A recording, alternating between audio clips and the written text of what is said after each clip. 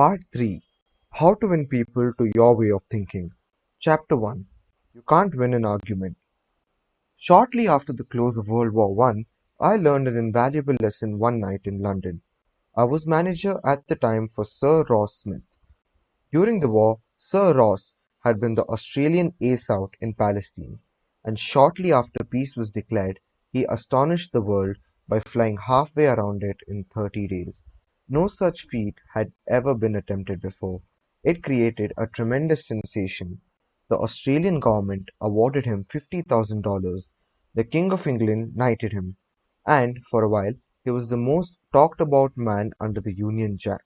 I was attending a banquet one night given in Sir Ross's honor, and during the dinner, the man sitting next to me told a humorous story which hinged on the quotation, "There's a divinity that shapes our ends. Rough hew them now how we will." The raconteur mentioned that the quotation was from the Bible. He was wrong. I knew that. I knew it positively. There couldn't be the slightest doubt about it. And so, to get a feeling of importance and display my superiority, I appointed myself as an unsolicited and unwelcome committee of one to correct him. He stuck to his guns. What? From Shakespeare? Impossible. Absurd. That quotation was from the Bible, and he knew it. The storyteller was sitting on my right, and Frank Gammond, an old friend of mine, was seated at my left. Mr. Gammond had devoted years to study of Shakespeare, so the storyteller and I agreed to submit the